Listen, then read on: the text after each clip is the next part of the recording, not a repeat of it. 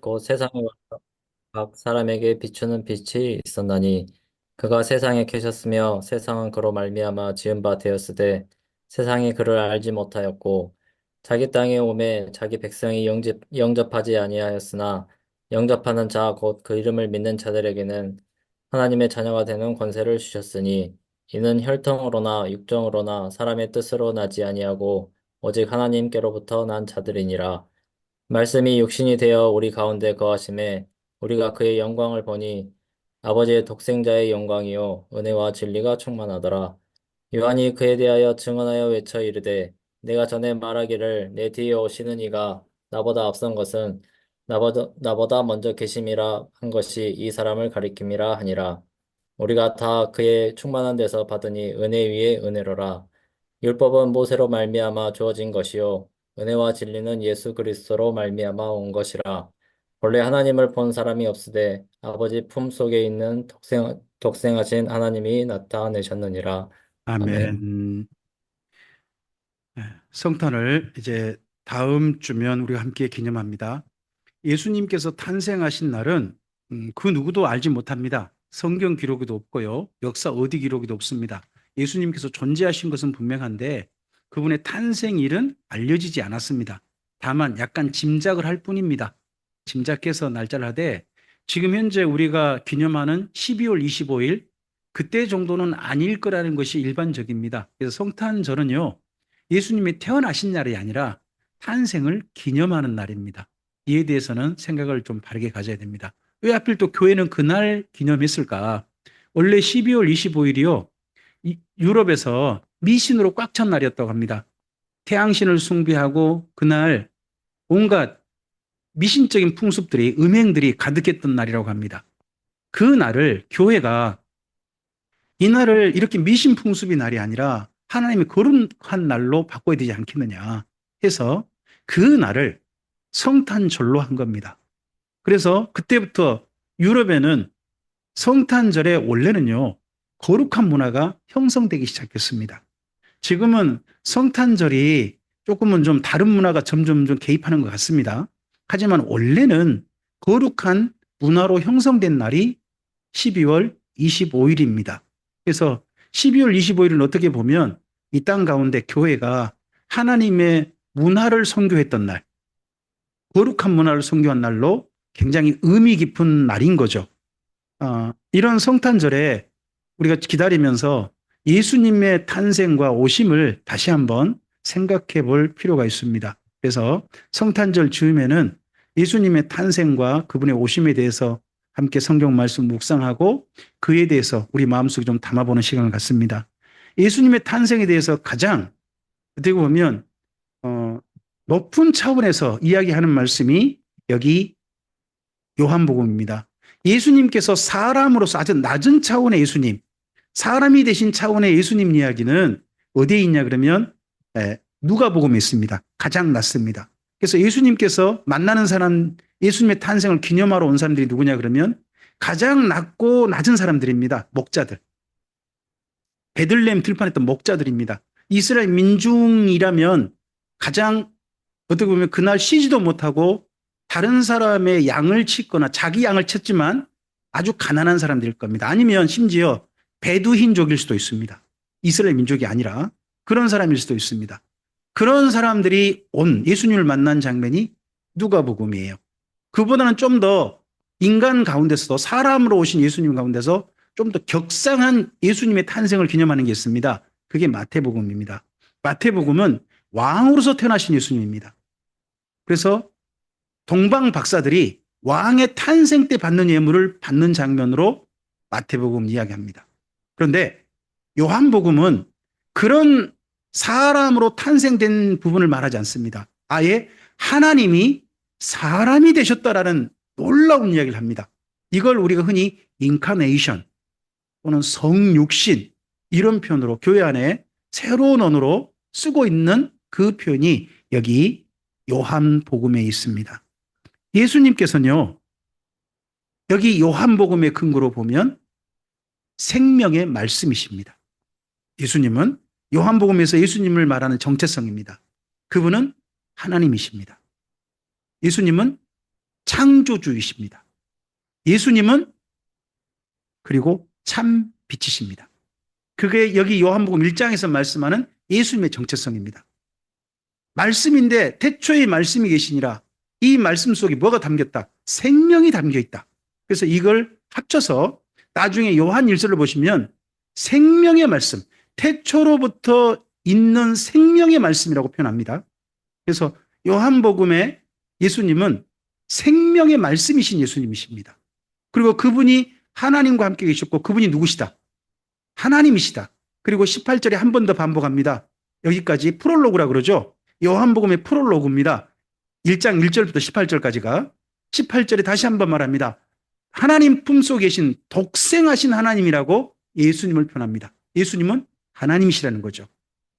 그리고 예수님은 태초부터 계시면서 하나님의 창조주이십니다. 창조주이신 예수님이십니다. 세상을 만물을 창조하셨다. 창조주이십니다. 그리고 여기 요한복음에서 말씀하는 여기 1장에서 말씀한 예수님은 참 빛이십니다. 그래서 요한복음 내내 예수님의 행적 관련해서 예수님이 하신 말씀이 지금은 낮이니 우리가 빛의 일을 하자 이런 말씀들이 요한복음 곳곳에서 보입니다. 예수님이 계시는 동안은 아직 낮이라고 합니다. 예수님이 계시면 아직 낮이다. 하지만 예수님을 떠나는 사람 한 사람이 있죠. 요한복음상에서 예수님을 팔려고 떠나는 사람이 있습니다. 가룟 유다입니다. 나중에. 근데 가룟 유다가 나갈 때 그때가 때도 밤이었을 겁니다. 근데 일부러 요한복음 쓰고 있습니다. 가룟 유다가 예수를 팔러 나가니 그때는 밤이더라. 예수님을 떠나면 어둠인 거고 예수님과 함께 있으면 낮, 빛의 시간인 거죠. 그런 참 빛이신 예수님이십니다. 근데 이 예수님께서 성육신하셨습니다. 성육신하셨다는 표현을 다르게 좀 피조물과 창조주 관계로 보면요. 이건 이렇게 됩니다. 창조주께서 피조물이 되셨다는 겁니다. 창조주께서 피조물이 되셨다. 더더구나 창조주께서 피조물을요. 살리시려고 일부러 피조물이 되셨다는 겁니다. 그 이야기가 여기 요한복음의 이야기입니다. 그런 예수님께서 오신 까닭이 무엇입니까? 여기 1장에서 예수님은 이런 일을 하십니다. 그분이 세상에 빛을 비추셨다고 합니다. 5절을 보시기 바랍니다. 4절 5절로 읽어볼까요? 그 안에 생명이 있었으니 이 생명은 사람들의 빛이라 빛이 어둠을 비추되 어둠이 깨닫지 못하더라. 예수님은 왜 오셨습니까? 어둠 속에 있는 자들에게 자기들이 어둠 속에 있음을 깨닫고 빛을 감각하라고 오셨습니다.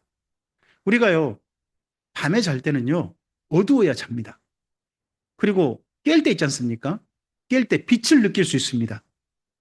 우리가 오늘 빛을 느낄 수 있다는 거, 이게 큰 행복이고 하나님은 소중한 날임을 전도서에서 말씀합니다. 전도서에서 이렇게 표현하죠. 전도서 12장에 보면 이런 말씀이 있습니다.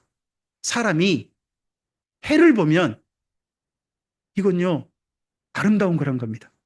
사람이 해를 보면요, 눈 멀어버려요. 근데 그 말은 해를 본단 말이 아니라 빛을 느낀다는 이야기입니다. 우리가 살아있는 동안 빛을 느낄 수 있습니다. 우리가 살아있는 동안요, 전기빛, 그 다음에 태양빛, 달빛, 별빛, 이런 빛도 느끼지만요, 진짜 느껴야 할 빛은 예수님이 비춰주시는 빛이죠. 참 빛이신 예수님을 감각하도록 하나님께서 우리 인생을 부르신 겁니다. 그런 사람들을 만나고 싶으셔서 비추시려고 오셨습니다. 그리고 그 빛을 비추셔서 하고 싶은 일이 뭡니까? 바로 4절과 생각해 보십시오. 빛을 감각하면 그 안에 뭐가 전달되는 겁니까? 생명입니다. 생명. 이 빛과 함께 하나님의 생명이 우리 안에 들어오게 됩니다. 그 새로운 삶을 살려고 예수님은 이 땅 가운데 오셔서 비추시는 분이십니다. 그리고 생명을 주시려고 오신 겁니다. 그리고 이스라엘 민족이면 아주 특별하게 좀 느끼도록 합니다. 이스라엘 민족 가운데요. 이스라엘 민족이 성경에 기록된 말씀 이것도 특별하게 여깁니다. 근데요. 이스라엘 민족이 가장 특별하게 여기는 말씀이라면 뭐가 있을까요? 가장 특별하게 여기는 말씀은요, 십계명입니다. 십계명에 쓰인 돌판입니다. 돌판은 누가 만들었나요? 두 번째 돌판을 모세가 만들었죠. 근데 거기에 글자를 새기신 분은 누구신가요? 하나님이십니다. 우리 인생이 마음의 신비라고 이스라엘 민족은 표현합니다. 이 신비에 하나님께서 직접 말씀을 새기시는 겁니다. 하나님께서 새겨주시는 말씀이 바로 예수님이십니다. 태초에 말씀이 계시니라. 그 말씀이 사람이 되어 오셨습니다. 사람이 되어 오셔서 우리 마음속에 예수님 그대로 하나님께서 증언하신 말씀 그대로 새겨주시려고 우리에게 오신 겁니다. 그런 예수님을 이 땅 가운데 사람들은요, 깨닫지를 못합니다. 참 슬픈 이야기가 5절 같습니다. 대부분 이런 것 같습니다. 5절 먼저 읽어볼까요? 빛이 어둠에 빛이 돼 어둠이 깨닫지 못했답니다. 그리고 또 이런 표현이 있습니다. 10절을 보시기 바랍니다. 10절 읽어볼까요? 그가 세상에 계셨으며 세상은 그로 말미암아 지은 바 되었으되 세상이 그를 알지 못하였고 자기 땅에 오매 자기 백성이 영접하지도 않았습니다. 그분이 누군지 알지 못했습니다. 심지어 그분을 영접하지도, 자기 백성인데 영접하지도 않았습니다. 그럼에도 이분은 오셨습니다. 예수님 오신 까닭은 무엇입니까? 예수님은 아마도 이 말씀 속에서는, 요한복음 1장에서는 두 가지의 사람을, 같은 사람인데 이런 사람들을 만나고 싶으셔서 오신 것 같습니다. 그게 첫 번째, 7절을 보시기 바랍니다. 7절 읽어볼까요? 그가 증언하러 왔으니 곧 빛에 대하여 증언하고 모든 사람이 자기로 말미암아 믿게 하려고 오셨다. 세례 요한이 와가지고 예수님이 참 빛이시다 하는 걸 믿게 하려고 세례 요한이 먼저 왔다는 겁니다. 예수님은 이 땅에 오셔서 누구를 보고 싶으신 겁니까? 믿는 자를 보고 싶은 겁니다. 예수님 그대로, 그 존재 그대로 믿는 자를 보고 싶어 합니다. 저는 이 말씀이 좀 특별하다고 생각합니다. 물론 이 말씀, 예수님을요, 본 자들이 있습니다. 본 자들. 거기 먼저 사실 세례 요한도요, 예수님을 본 자고 예수님을 증언하는 사람입니다. 세례 요한도 참빛을 증언하신다고 그러지 않습니까? 그리고 또 자기들도, 여기 말씀 요한복음을 쓰신 분들도요, 사실 예수님을 증언하는 분들입니다. 14절 말씀 우리가 좀 익숙할 겁니다만 한번 읽어볼까요? 말씀이 육신이 되어 우리 가운데 거하심에 우리가 그의 영광을 보니 아버지의 독생자의 영광이요 은혜와 진리가 충만하더라. 여기 우리란 분들이 있습니다. 요한 혼자가 아닙니다. 요한복음은 사도 요한이 중심이 돼서 쓰여진 복음서입니다. 요한의 증언이 대부분일 거예요. 하지만 거기에 누구도 담겨 있느냐? 우리가 있습니다. 우리. 요한복음에 우리가 있어요. 이 우리들은 예수님을 직접 본 자들입니다. 그러니까 세례 요한도 예수님을 직접 봤고요. 여기 요한복음을 쓰는데 관여하고 있는 우리라는 분들도 예수님의 영광을 직접 본 사람들입니다. 근데 우리는요, 예수님을 본 적이 없습니다. 만난 적도 없습니다. 다만 예수님을 본 사람들, 예수님을 경험했던, 함께 그분과 동행했던 사람들이 전해준 예수님을 우리는 소식을 들은 겁니다. 그럼 우리는요, 예수님을 볼 수가 없어요. 다만 전해준 그대로 우리는 뭐 할 수 있습니까? 믿을 수 있습니다. 믿을 수 있습니다. 그래서 여기 요한복음 1장에서는요, 그분을 보라고 한 게 아니라 그분을 믿으라고 하는 겁니다. 그분을 믿는 자. 이 믿는다는 게 쉽지 않습니다. 여러분, 혹시 베드로 사도가 이렇게 이야기했던 말씀이 기억나십니까? 너희들은 보지 않고도 그분을 믿는도다. 그분을 사랑하는도다. 하고 베드로 전서에서 말씀합니다. 베드로는 예수님을 직접 본 사람입니다. 근데 베드로가 전한 예수님의 이야기를 들은 사람들은요, 예수님 본 적이 없어요. 그랬는데 베드로가 전한 예수님 이야기를 듣고 베드로처럼 예수님을 사랑하더라는 겁니다. 그 이야기가 베드로 전서 아닙니까? 여기 요한복음도 예수님을 더 이상 사람들은 볼 수 없습니다. 자기들은 봤지만, 직접 보고 그분과 함께 동행했지만 이 소식을 듣는 사람들은 예수님을 보지 못합니다. 근데 자기들이 전한 예수님 얘기를 듣고 뭘 할 수 있습니까? 믿을 수는 있습니다. 믿을 수 있습니다. 그래서 예수님께서는 왜 성육신 하셨습니까? 이 세상이 받아들이지 않고 어둠이 깨닫지 못하고 심지어 영접하지도 않습니다. 심지어 예수님을 죽여버리지 않습니까? 그럼에도 불구하고 오신 이유는 무엇입니까? 예수님을 믿는 자들이 만나고 싶으셨기 때문입니다. 성육신 하신 이유는 모든 사람을 위해 오셨지만, 그러나 슬프게도 성경은 말씀합니다. 믿음은 모든 사람의 것이 아니더라는 겁니다. 그 중에 일부가 믿습니다. 하지만 그 일부 때문에 예수님은 기꺼이 오신 겁니다.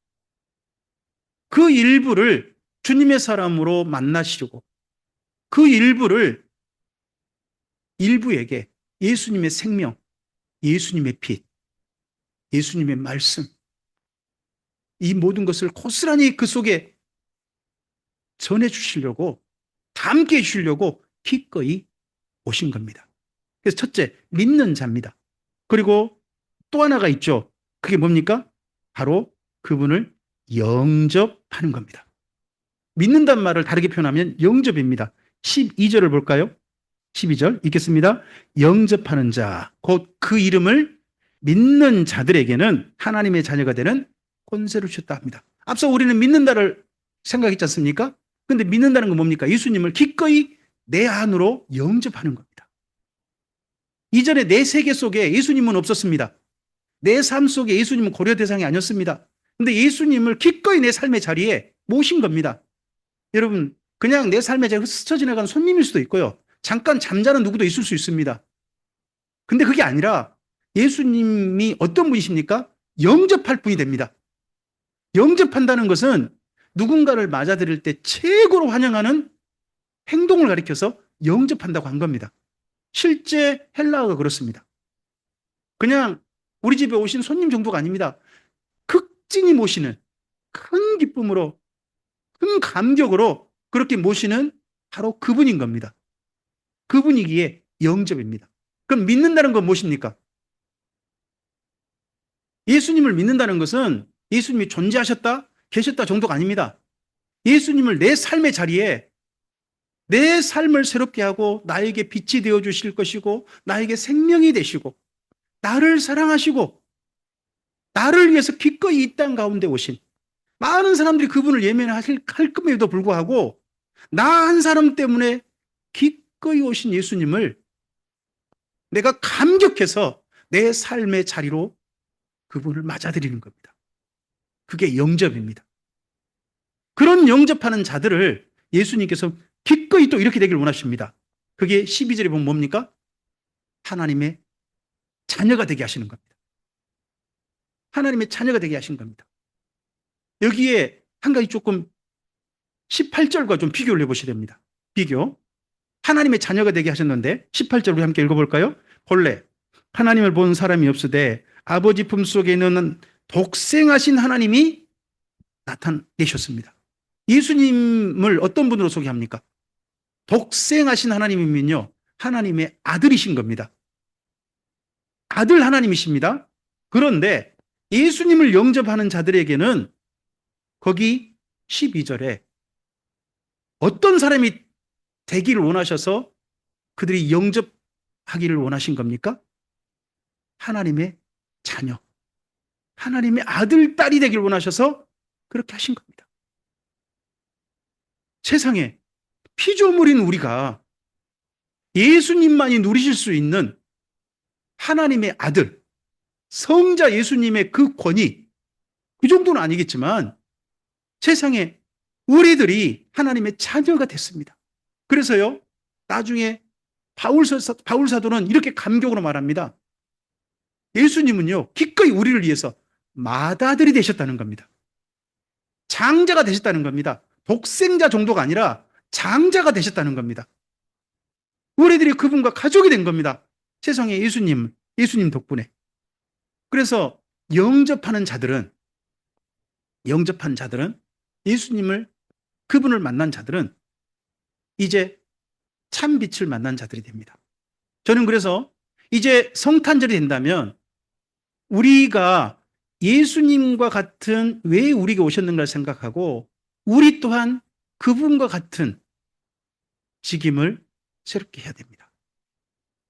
우리가요, 빛이 돼야 됩니다. 예수님을 속에 품은 자들, 인생 가운데 품은 자들은 빛입니다. 하나님의 빛들입니다. 세상의 빛입니다. 예수님처럼 비록 사람들이 어둠이어서 깨닫지 못하고 영접하지도 않고 알지도 못한다 할지라도 우리는 한결같이 예수님처럼 빛을 비추는 자들이 되어야 됩니다. 그 덕분에 누군가가 이 우리로 통해서 비추는 그 빛을 보고 하나님을 감각하기를 바라야 합니다. 그래서 우리는 예수님처럼 빛이 되어야 됩니다. 그리고 예수님의 삶은 우리에게 오시는데 그분에게는 이게 가득했다고 합니다. 거기 14절 다시 한번 읽어볼까요? 말씀이 육신이 되어 우리 가운데 거하심에 우리가 그의 영광을 보니 아버지의 독생자의 영광이요 은혜와 진리가 충만하더랍니다. 그럼 우리의 삶은 어떠한 삶이야 합니까? 은혜와 진리가 충만한 삶으로 우리 인생을 살아야 됩니다. 이전에는 우리 욕심이 충만하고 우리의 세상, 우리의 편견, 우리의 사고 이런 걸로 충만했던 삶이라면 이제는 예수님처럼 우리 안에 예수님이 계신다면 은혜와 진리가 충만한 자의 삶이 바로 우리가 돼야 됩니다. 하나님께만 은혜와 진리가 충만한 게 아니라 주님의 성도들을 보면서 주님의 교회를 보면서 사람들이 그렇게 느낄 수 있어야 한다고 저는 믿습니다. 아, 교회에 은혜와 진리가 충만하더라. 이것을 위해서 예수님 오셨습니다. 그러므로 우리도 예수님처럼 은혜와 진리가 충만한 자가 돼야 됩니다. 그리고 세례 요한과 우리들은 예수님을 통해서 하나님을 보았습니다. 그렇다면 우리는요, 성탄절을 맞이해가는 우리들도 우리를 통해서 하나님을 보여주는 자가 돼야 됩니다. 사람들에게 이렇게 말합니다. 하나님 믿으십시다. 천국 갑시다. 그러면 하나님 보여주라고. 그럼 믿겠다고. 그렇게 말합니다. 그럴 때 우리는 정말 이렇게 말할 수 있어야 됩니다. 저를 보시기 바랍니다. 하나님께서 우리를 통해서 이 땅 가운데서 자신을 드러내십니다. 작가는요, 작품을 통해서 자기를 말합니다. 하나님께서는요, 하나님의 자녀들을 통하여서 하나님이란 분을 이 땅 가운데 드러내십니다. 우리들이 하나님을 보여준 자가 되어야 됩니다. 예수님께서 자신을 통하여서 하나님을 보여주셨던 것처럼 우리를 통하여서 사람들이 하나님을 볼 수 있어야 됩니다. 그리고 두 가지가 더 있어야 됩니다. 우리 덕분에요, 사람들이 어두운 데서 밝은 데로 가야 됩니다. 예수님께서 우리에게 오셔서 빛이 되셨습니다. 그렇다면 사람들이 우리 덕분에 어두운 데 가지 않고 밝은 데로 가도록 인도하는 하나님의 빛들이 되어야 됩니다. 그리고 이 빛 가운데, 이 예수님 가운데 생명을 담으셨습니다. 한 가지가 더 있다면 우리 덕분에 사람들이 살았으면 좋겠습니다. 죽음을 향해 달려가는 게 아니라 생명으로 나아가게 하는 계기가 되는 사람들, 우리들이 사랑하는 이들의 손을 잡고 생명으로 나아가게 인도하는 자들이 바로 우리들이 되었으면 좋겠습니다. 예수님께서 이런 분으로 우리에게 오셨습니다. 그렇다면 그런 예수님을 만나는 우리들이 바로 예수님과 함께 예수님의 자녀답게, 예수님의 동생들답게 하나님을 드러내고 빛을 드러내고 생명을 드러내는 은혜와 진리가 충만한 바로 그들이 바로 우리들이기를 바랍니다. 그러한 우리들로서 성탄을 함께 기념하고 준비해 갔으면 좋겠습니다. 우리의 삶은 날마다 거룩한 탄생입니다. 예수님께서 우리에게 생명이 되셨습니다. 날마다 죽는다면 날마다 새롭게 태어나는 겁니다. 우리의 날마다의 삶은 성탄이어야 합니다. 거룩한 탄생의 날들이어야 합니다. 예수님의 성탄을 함께 기념해 가면서 내 자신도 하나님의 자녀답게 그 성탄에 함께 동참하는 우리 모두이기를 주님의 이름으로 축복합니다. 기도하겠습니다. 주님 감사합니다. 오늘 요한복음 말씀을 통하여서 성탄을 준비해 가면서 함께 기념하고자 기쁨으로 준비해 가면서 다시 한번 우리 자신을 주의 말씀 안에 담고 주의 말씀으로 우리 자신을 깨끗이 점검합니다. 주님께서 이 말씀을 통하여 우리를 씻어주시고 이 말씀으로 우리를 정결하게 하시고 이 말씀으로 우리를 정화시켜 주시고 이 말씀으로 말미암아 우리의 삶의 길이 더 분명해지게 보여지게 하여 주시고 우리 인생의 일이 더 뚜렷해지게 하여 주시고 이 말씀으로 말미암아 하나님의 자녀다운 정체성이 더욱더 분명해지게 하옵소서. 예수님을 만난 자, 예수님을 믿고 예수님을 영접한 자답게 하나님의 자녀로서 예수님의 동생들답게 예수님께서 이 땅 가운데 거룩하게 탄생하셨던 것처럼 날마다 날마다 하나님의 자녀로 새로운 생명으로 날마다 새롭게 사는 거룩한 탄생하는 모든 사랑하는 참빛교회 성도들, 이 말씀 듣는 모든 주님의 사람들에게 하옵소서. 의지하오며 예수님 이름으로 기도합니다. 아멘.